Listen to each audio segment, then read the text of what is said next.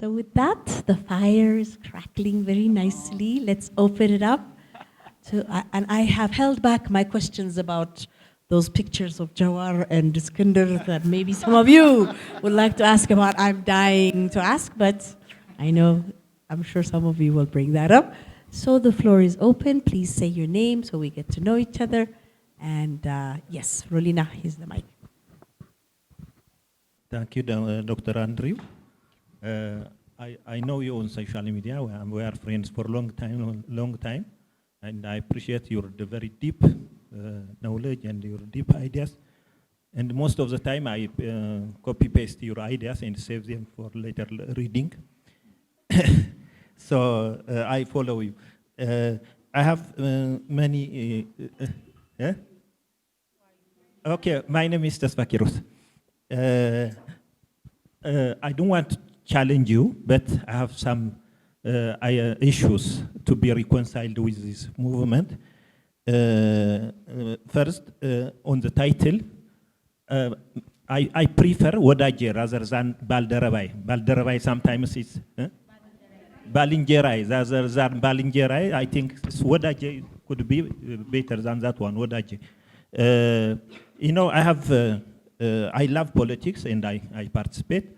So I have a Protestant friend. I'm Orthodox follower. I asked him how to engage, and he told me a very strong phrase. He says, speak the truth with love. I have my own truth, so I'm very frank and I'm very assertive also.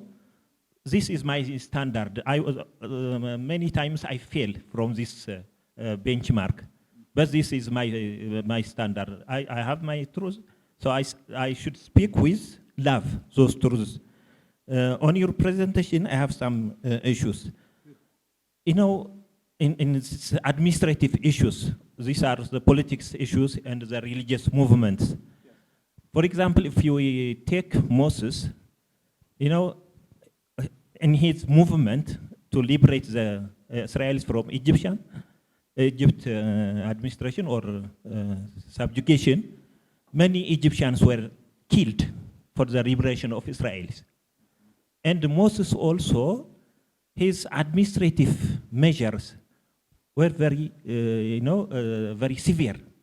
He killed some of those who deviate from his administrative rules and regulations. Yeah.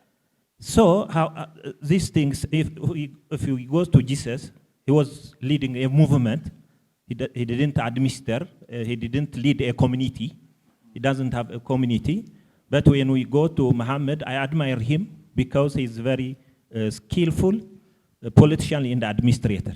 But when he was challenged by the Jew, he speaks them negatively, and it becomes a negative lesson to our life also. Some people are quoting those negative issues towards the Jew when some problems are appearing. So how we are going to reconcile the administrative issues and this love movement, the administrators, because those who you quote them are also using punishments. Right, yeah, I understand. The other thing is, I feel this era of a different era.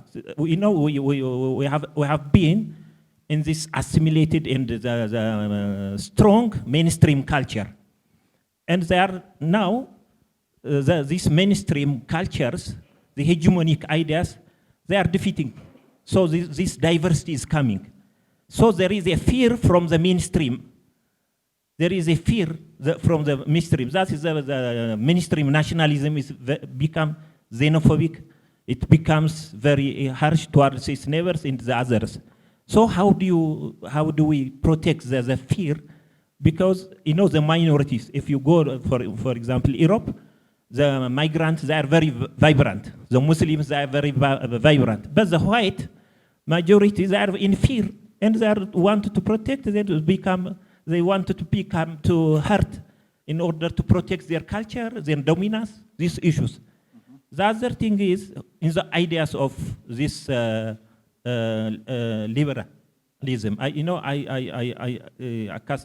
am familiar with social Darwinism and the white man's burden. I'm okay on this. Recently I was reading, there was a religious, the the current America was colonized by Spanish. This is my last question. The America was, colonized by Spanish. When the religious people was talking towards these indigenous people, they were discussing what should we do about them. They said if they are converted, they will be good people like us. If they are not converted, they will spoil our society, so we have to eliminate them.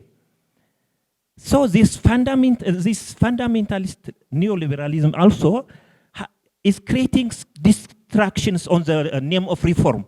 If somebody stands on their way, they want to destroy him because he's not useless for these new ideas. So how we are reconciling these things? Thank you very much. Thank you. Shall we take some questions around and then come back to you, Andrew? Would you like that? Or do you want to go one by one? I leave it to you. Thank you so much for your kind words. I really appreciate it. And I love meeting people in the flesh after having met on Facebook. So it's a pleasure. Thank you for these questions. The first thing that I would say is that our religious traditions are complex. And we need to learn to have the courage and patience to explore their complexity, rather than simply seeing them all this or all that. I wrote an article for Fortune Addis last week, and I said that the fundamentalist mind only has two settings. This is all right or all wrong. This is all good or this is all bad. We need to overcome that fundamentalist mindset to be able to appreciate complexity and ambiguity. But I know that those are two words that are not very famous in our world today, complexity and ambiguity. Now I sound like a scholar. The other thing that I would say is that we need to learn from the positive examples of our traditions, but we also need to learn from the negative examples of our traditions. Haven't you all learned from your mistakes? I feel like the most important lessons that I've learned in my life have been the times that I've made a mistake. We need to be able to do that with our traditions, to look back deep into our history and say, where did we miss it? And how can we do better? The other thing that I would say about the violence question is, I believe in human equality under the rule of law. Love your neighbor as yourself. And so the job of government is to institute just law that creates rights and responsibilities for all citizens, and then to enforce the law according to the law in a just way that dignifies and elevates human life. That's the purpose of law and government, in my opinion, in a nutshell. And so that's how I would answer the question of governance. And then I would say about this diversity question, talk to people. Talk to people. Talk to people. So, okay, my name is Ahmed. I am a social entrepreneur. And my question is, this is a good idea, but we have good ideas like this. But what I want to ask is like, it's interesting, but how are you going to reach the general public? So now we are talking the talk. So how are you going to walk the walk practically? Thank you very much, Andrew, for a very thought-provocative presentation. And before my question, I want to say a few words about Andrew. I've met him, my name is Garamo. So I've met Andrew, I think, at August, and we know each other for quite some time now. And I want to say congratulations for your,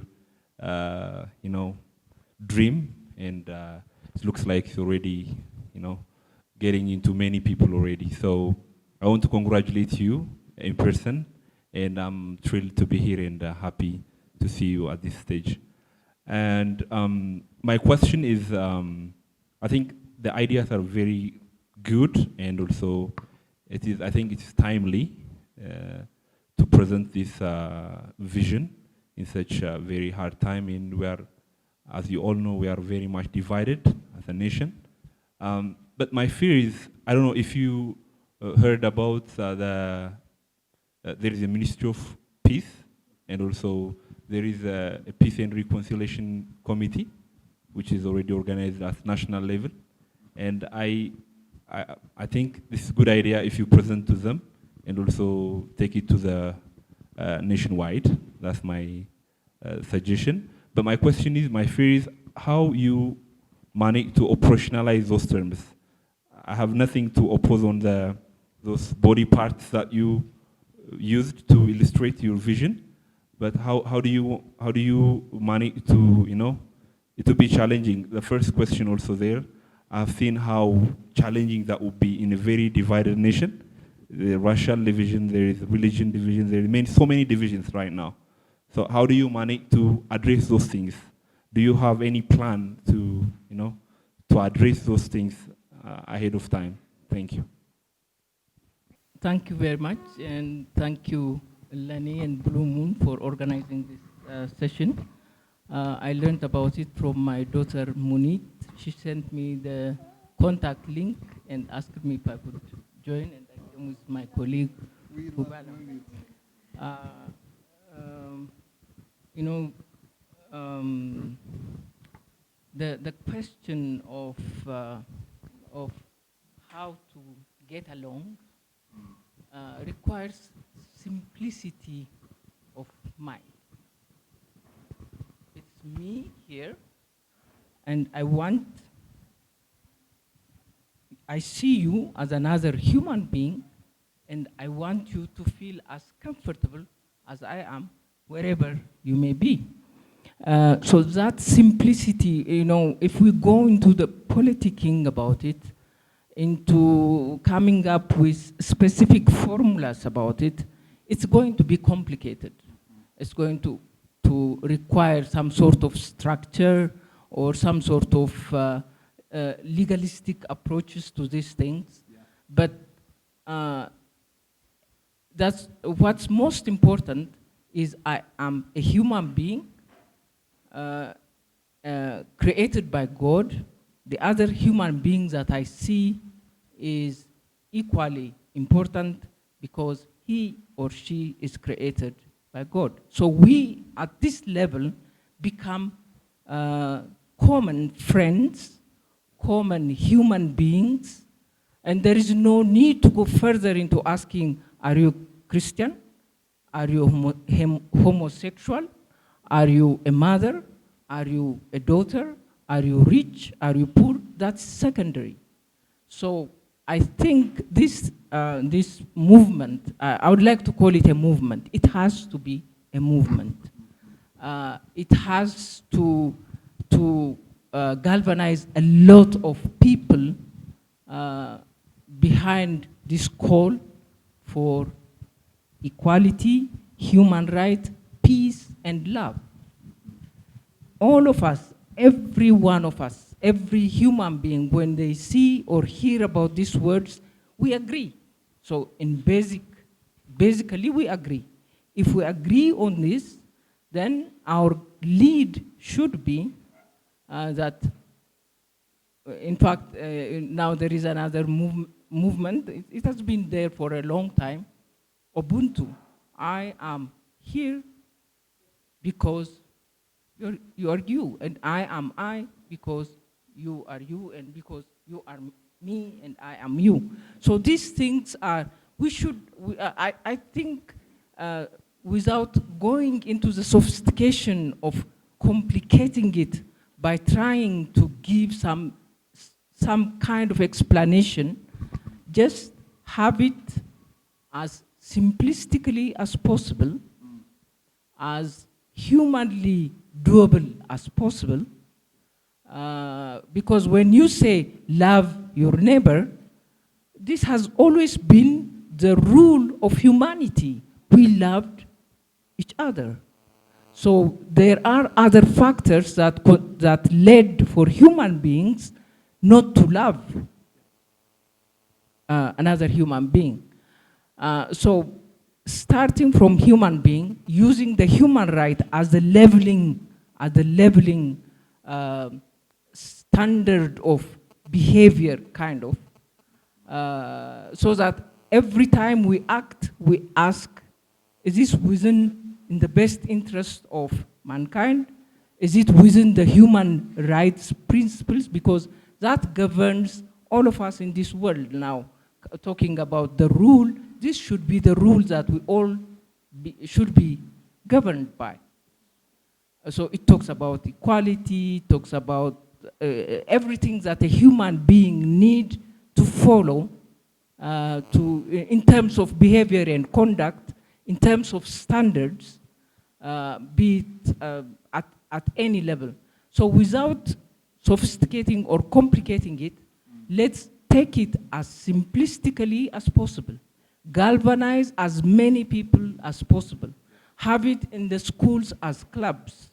Have it in churches as topics of discussion, so that all over people gather together. The main principle of that gathering in the end should lead that I am a human being as you are, and we are equal in the face of God, in the face of the human rights principles, if we want to go into that line. So we have already a standard that we can follow by. So whenever these other intrusions come or other feelings come, then this should be the most important thing that should come from within. So internalizing this and simplistically expanding it as fast and as wide as possible. And I'm very happy, someone this afternoon was asking me, was asking me how old I am, and I resisted. I said, I don't want to write my age. And she went in. I forgot to ask her name. She went in because I know Bluemoon has been the youthful all along. And she said, do you really want to know about my age? She said, yes. And she came in, asked, and she said, it's compulsory. You have to write your age. So I said 73 because that's how old I am. So, and so she said, is that true? And I said, yes. I feel very energized, very touched, very motivated, because there are young people now who are concerned about taking this movement further. So age is not a limit, religion is not a barrier, nothing should be a barrier for love and peace. So let's keep it moving, expand it as far and as wide, use all possible contacts. In fact, we were whispering with my friend. Now this is good because now using the social media, which is sometimes considered as an evil spreader of bad news or things like that, we can convert that into a messenger of peace. So that has to be the case. And I see, so I would like to thank you, congratulate you. I don't want to ask you whether this is doable or not, but I know I have lived it because I live that life. My children live that life. So it's possible, it's feasible, it's not difficult. When we try to distort it with other artifacts, I consider them as artifacts, then we get confused. Should I do this? Should I do that? And that question shouldn't arise because we are talking about the truth of humanity. And that's what's at stake now. Thank you. Ooh. Isn't it true that in our society we expect older people to be the peacemakers? Shmagili, taraku, tawadedu, tafakaru, ikirta tawabaru. And what you just said is so fundamental, that young and old, religion, none of this matters, that we're human. We can do this together. That's amazing. By the way, I'm going to push you to answer one question that you didn't address from the first speaker, Atu Tasfa. Why Balinjarae and not Wadaje?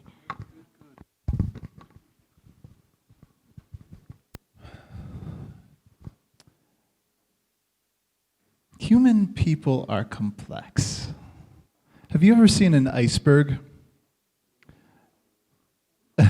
Neither have I.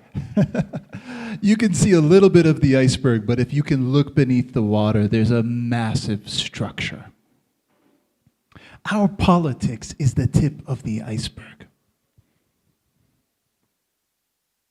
What we see in the streets is the tip of the iceberg. My friend Daniel is here.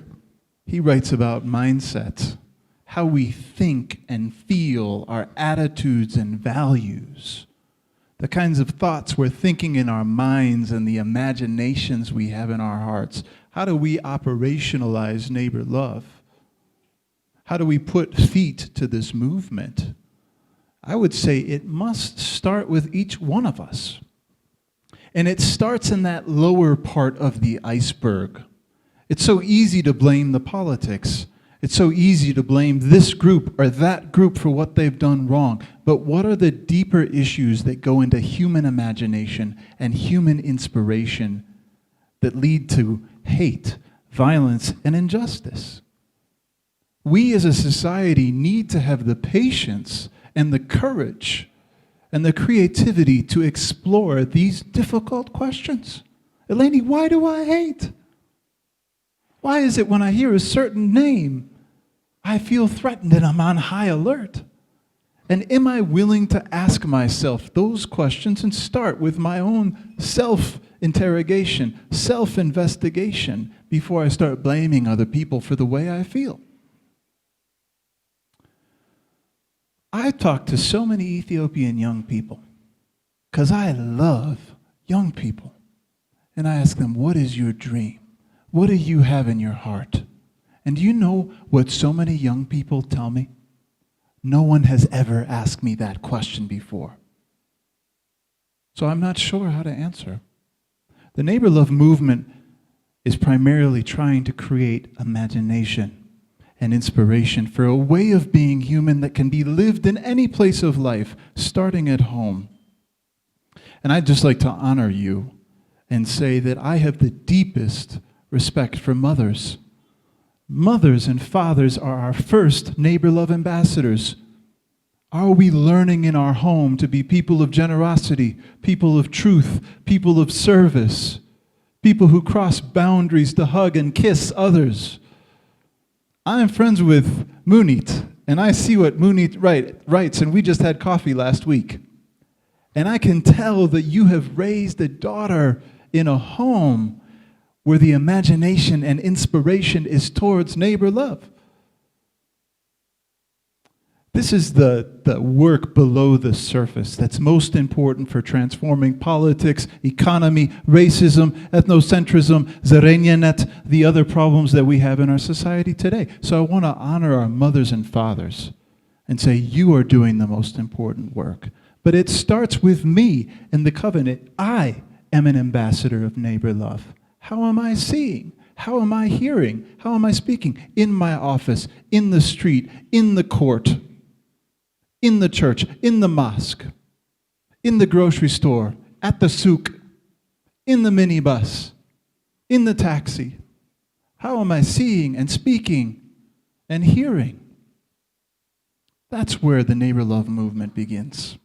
And the rest is just the tip of the iceberg. Balinjeraye. You know what, Eleni? My neighbor love covenant is soaked in tears because I have seen what you've seen. I've seen it in East Aurora. I've seen it in the south side of Chicago.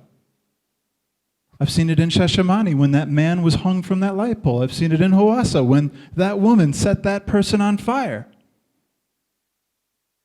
Sunday afternoon, I came home to my wife and I said, my heart is so heavy, and we just wept together. Now, can you imagine moving from stoning and lynching and burning to eating injera together, sharing a common plate, breaking bread together? That was one of my first experiences in Ethiopia. I thought it was the most miraculous experience that we break bread from the same plate with our bare hands with the same bread. It's a statement of togetherness and meals. And I love this idea of balanjeraye, someone that I can eat with, someone I can break bread with.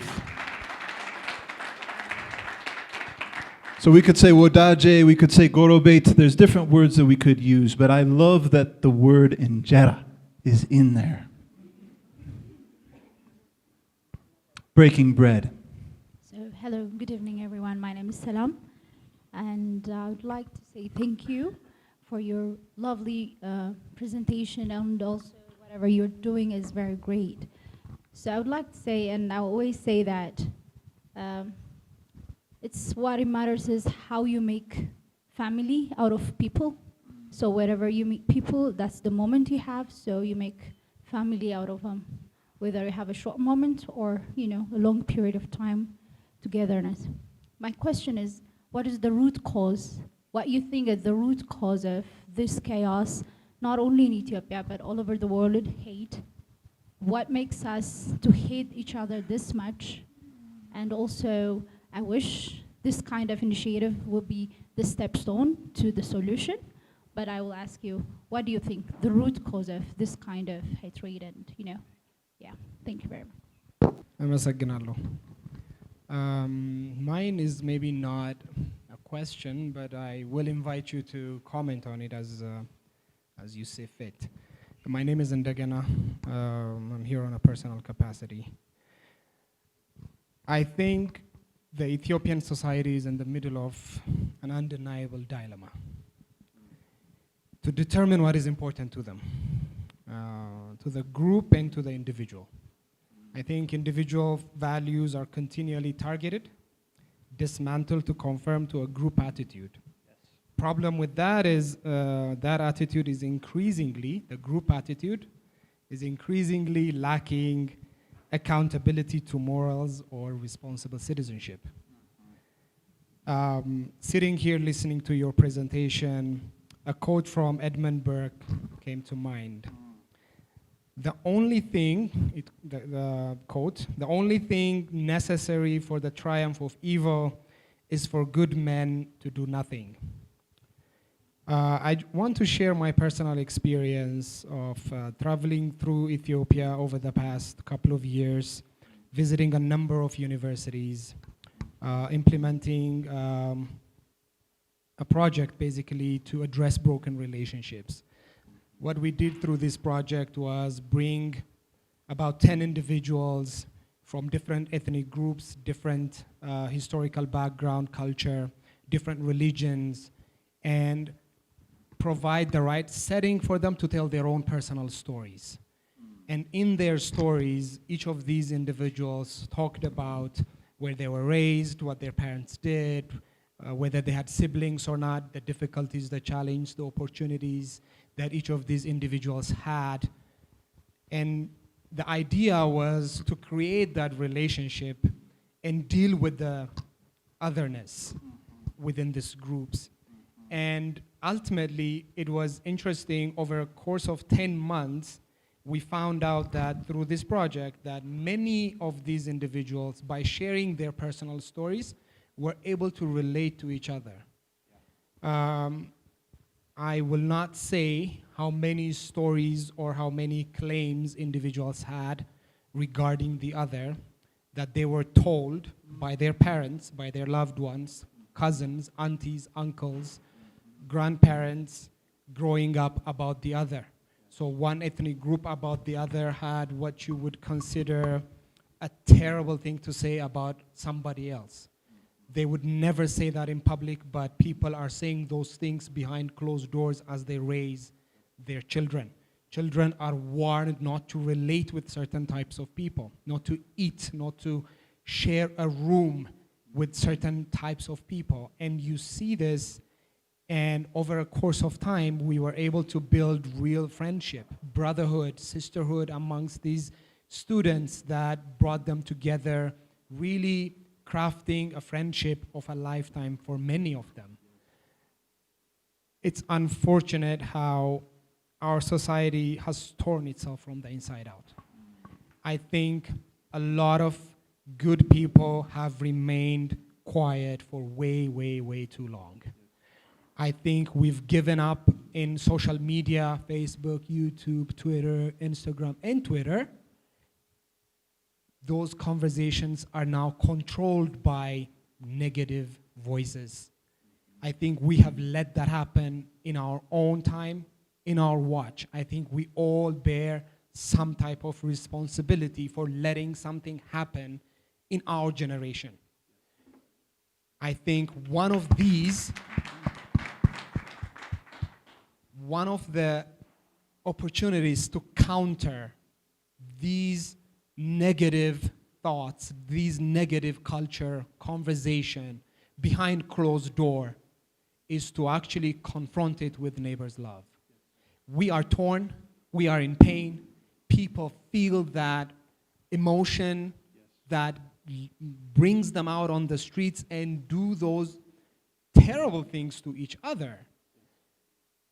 It is because that is the only narrative that we have allowed. I think this brings us, Neighbors Love movement gives us that opportunity to challenge, to counter the culture of hate, the culture of violence, the culture of I will take matters into my own hand. I believe all of these things comes from a long history of hatred, a long history of stories that we've told each other, real or otherwise, really don't matter. People are now basing their emotion, their action on these issues or on these narratives. I believe you have raised this issue at the right time to address the issue head on, and that even if there are grievances, the way to deal with grievance is to find that inner healing. Yes. And that inner healing only comes through, or I do not see another alternative to that healing, but the Neighbor Love movement. I call on all of you to sign up. Use your eyes, use your hands, use your ears, use your feet, and use your hearts. It does not need money. That's right. Yes. Thank you. Come on, brother.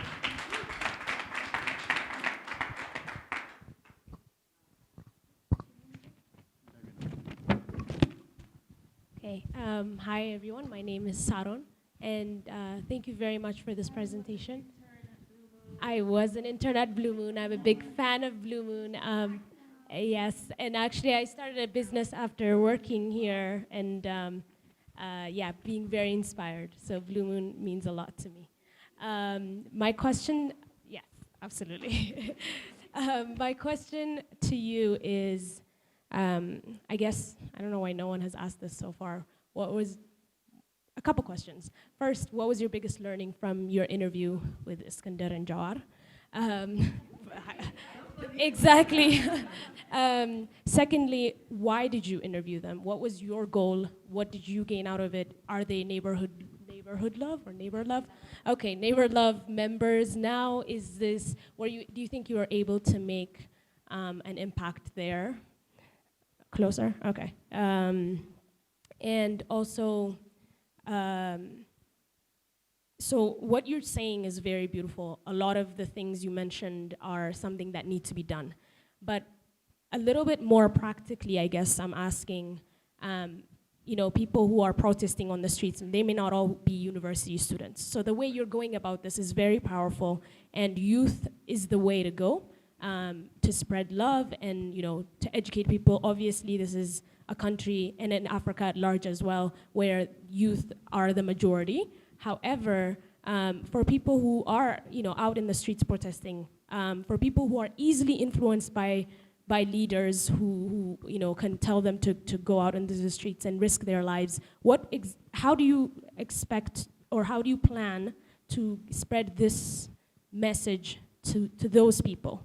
And what do you think is the best way to unite these polarized extreme ends of opinions, other than, of course, preaching love, but like, how, I guess, yeah, thanks. Good. Thank you. My name is Meron. I'm here on personal capacity because I saw your tweet this morning. My question is, I think one of the reasons for all this chaos is the fear of resource scarcity. And I think that's what's driving all the chaos that we see. And how do we promote the value of being a human being when all what we want is to be selfish and grab all the resources that are there and say that the others should not have it? So how do we challenge this narrative when we do the neighbor love? Thanks. Ooh, friends, thank you. I have a saying that questions are sacred. I believe in asking questions. The root of question in Latin is quest, which means to go on a journey where there may be an unknown destination. So you have given me sacred gifts by asking me your questions, and I really want to say thank you very much for them. We need to learn to befriend questions, to make questions our balinjera. Salam, thank you so much for your question. What is the cause of this chaos? Why do we hate each other? It's a very complex and challenging question. I want to tell you a brief story about when I was outside of Addis. I won't mention where I was, but I was in a very beautiful place and I was walking with children. And we were on a hike with some friends, and I asked these kids about their families and about school and how old they are and what kind of food they like to eat. And then I slowly started asking these little girls political questions. And I said, what do you think about this ethnic group? And they said, oh, those people are bad. And then I said, okay, interesting. What do you think about this ethnic group? Oh, those people are terrible. The last time they came here, our parents burned their car. And they were smiling. And then we kept walking, and they bowed their face to the dust to the local church. Now, these little girls are beauties. They're diamonds. But like Ndegana said, they have been hearing, I don't know, from their imam or their priest or their pastor, from their parents, from their teacher, from their neighbor, I don't know who they've been hearing, that these certain groups of people are evil. My guess is that they've never even met the groups of people that I asked them about. So I think that hate spreads easily in childhood because children are sponges who absorb what they hear around them. I've been in a home with someone I dearly love who has said, I hate those people, and their children were listening. Now, we fear people that we don't know, and we easily hate people that we fear. And so I think the root of some of these challenges is that we're not getting together and crossing boundaries to talk to people and asking them questions like we're doing right now. Because, my friends, dialogue requires courage. When you ask questions, it means that you have to listen. And sometimes we hear what we don't want to know. Now, let me tell you, Salam, I was a professor at a Christian institution, and I was teaching a seminar on neighbor love. And we had a section on Islam and neighbor love. And I can tell you that I was tempted to be the brilliant professor who taught my students about neighbor love. But I said, no, I can't do that. I have to bring my friend Abdul Latif to come and teach about neighbor love in Islam in my Christian institution. You know what he did? Abdi came. He gave a brilliant lecture on neighbor love in Islam. Everything that I know largely came from Abdi. And then we had 2 hours of dialogue where my students were asking Abdul Latif, well, what about this? And what about this? And what about this? And do you know what my students said after that seminar? They said, we've never had a conversation with a Muslim like this. And we didn't know that this is what Muslims think. And you know what? Something even more dangerous happened. And now I'm going to step on some toes. They said, it's so beautiful. Friends, that's a breakthrough. When you can say the other person's tradition has something beautiful to teach me. We fear people we don't know, and we easily hate people that we fear. And so part of the challenge is to introduce our children to others, to have dialogue, to build friendship, to get to know one another. And I want to say one last thing, and I think my friend Daniel might resonate with this, but I think some of the hate we feel comes from our own sense of insecurity and lack of value.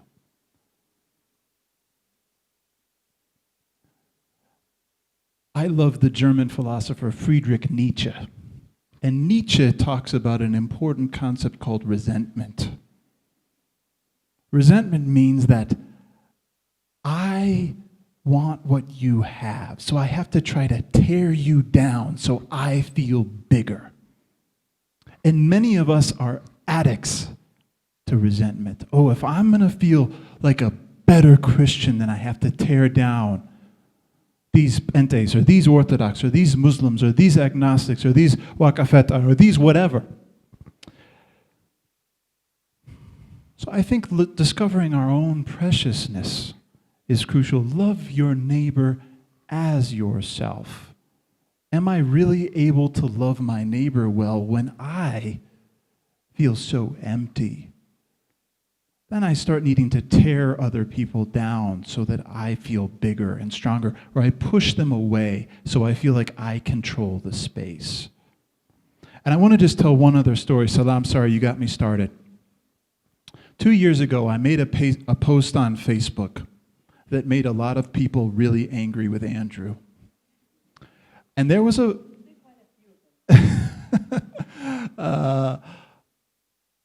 person who started organizing a campaign for me to lose my job. And it was very, very painful to me. And I received death threats. But I had learned my lesson earlier. Remember, I talked about everyday life. And so I said, every time I think of this person, I'm going to bless them. Bless this person. Encourage them. I don't know what kind of pain they have in their life. I don't know what kind of sorrow or losses in their life. Just bless them. And I met this person at a conference. And I went and I sat next to this person. And we both began to cry. And they said, I'm so sorry for what I did to you. And I said, I'm so sorry that it's taken me so long to come sit next to you. You know what, Eleni? We had coffee the next week. And let me tell you a little secret. That day, I felt like I was dying. I was so personally discouraged. I told Lily, I feel like I'm dying today. Just my heart was caving in. And I thought about canceling my appointment with this person because I said, I just can't handle any more pain today. But I went anyway. And do you know what? We sat and talked for 4 hours. And we had so many of the same experiences and passions and values and convictions. And I walked away from that meeting feeling like I was born again. And my enemy had become my healer. And I was so humbled. And I asked myself, why did it take me 2 years to have coffee with this person? And to get to know them and to say, you know what? We have so much more in common than that divides us. So we have to get closer to one another. And I think the work that Ndegana was talking about at our universities is where the feet hit the ground, forming friendship groups, getting to know one another. Hey, how did you talk about this group? What are your assumptions? What did your family tell you? What do you think about them? That they're dirty, that they're cursed, that they're demon-possessed, that they're thieves, that they're liars, that they're blah, blah, blah. And then we get to know one another. I just have one word going off of Ndegana. Zimata work aydalam.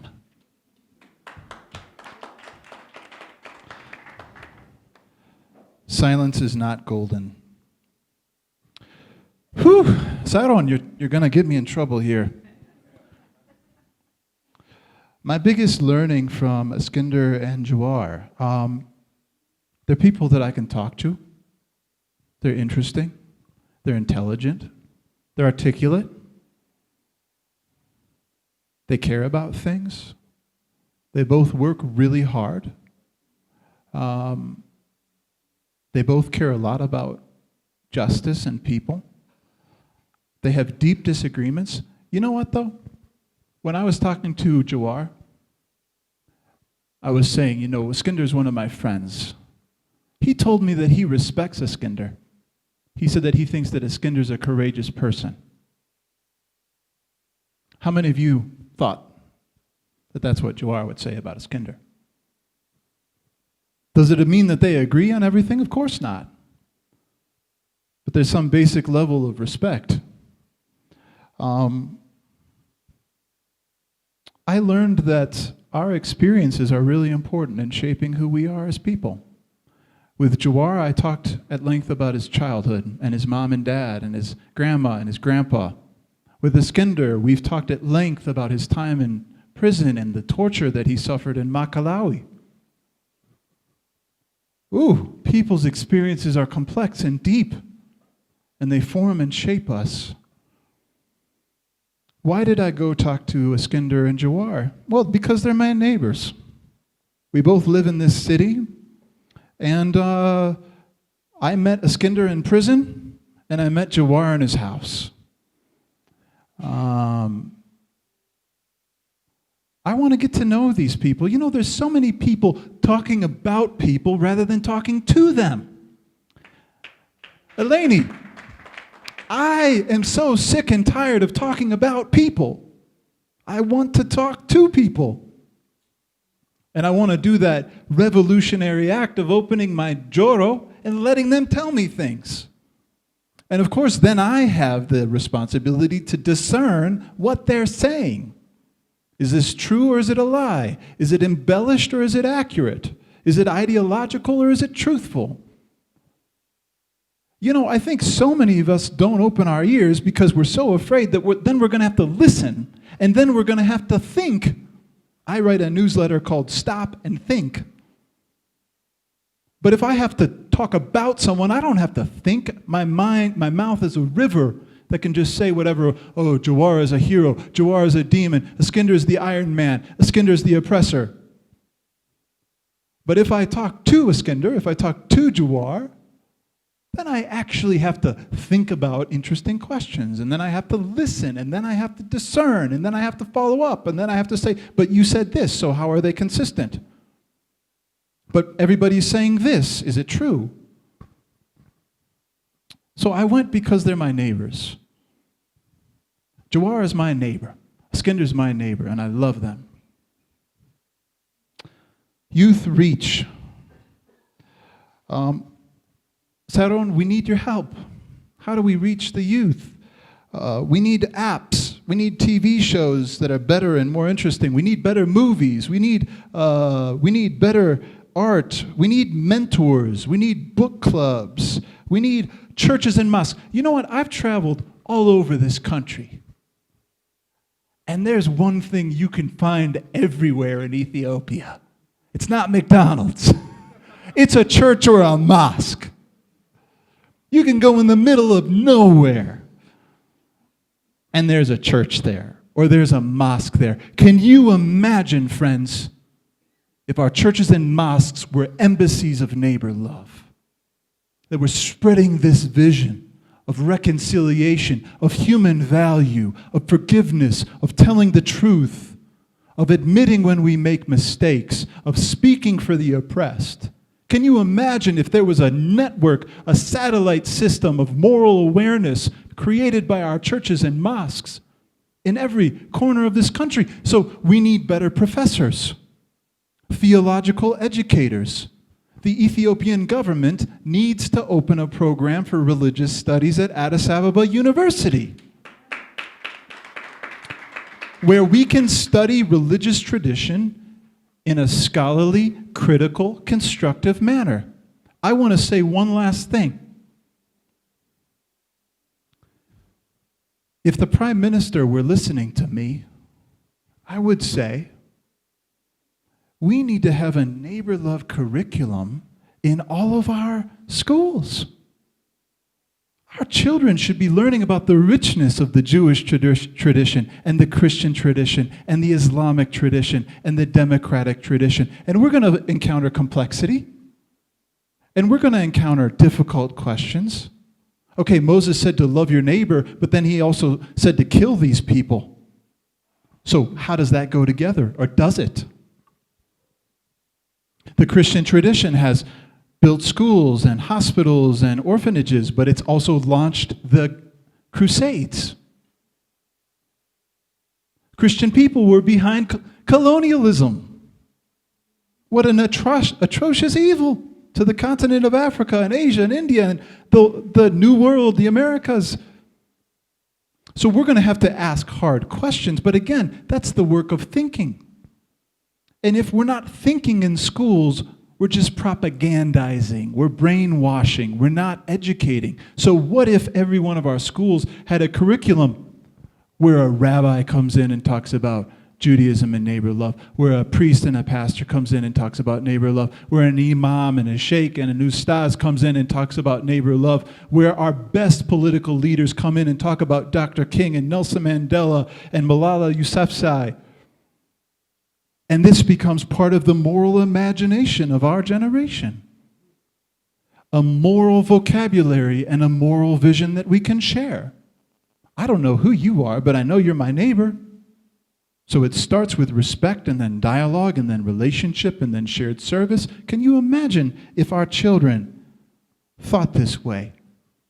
So I think one of the key things is starting businesses and creating jobs, but it's also having better theological education. It's expanding the university system. It's having creative educators who make curriculum that will inspire the imagination and trigger questions so that we can come together.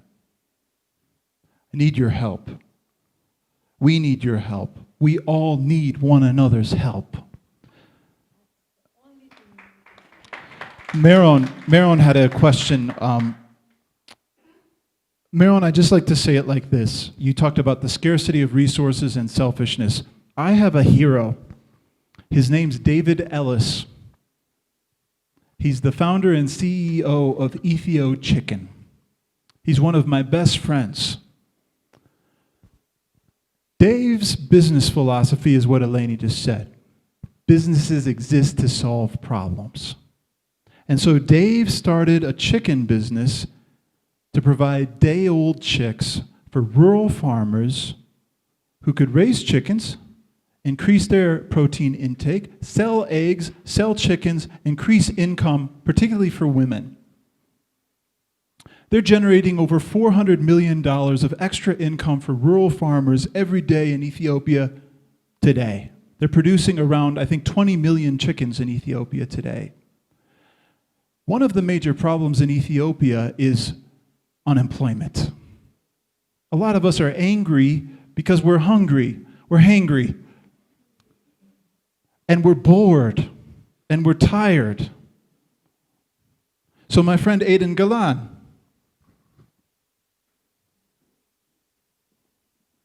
Chiban Leather. Aiden created a leather business to employ former commercial sex workers and street children who have been given a creative skill that's beautiful and dignified, and she pays them a higher wage, and they're making beautiful products that are representing Ethiopia and providing jobs for people. That's how we challenge scarcity and poverty. So we need more jobs, and that means we need business people who see business as solving problems, and that's neighbor love.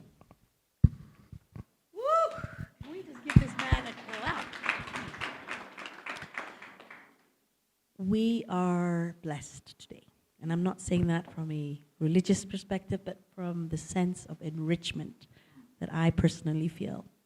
We usually end, Andrew, with the Mr. Minister question, Mr. or Mrs.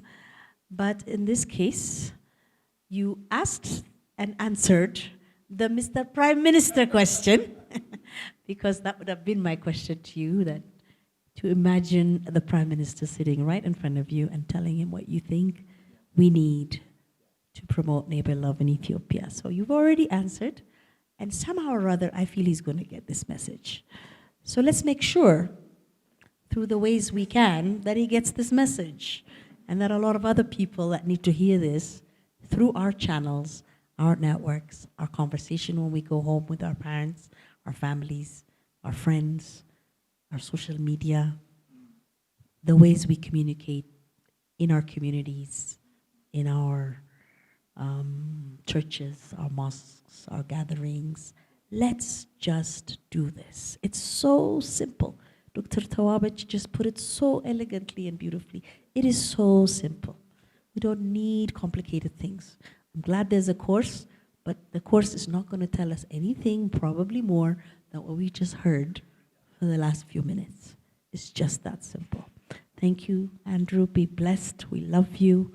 You are amazing.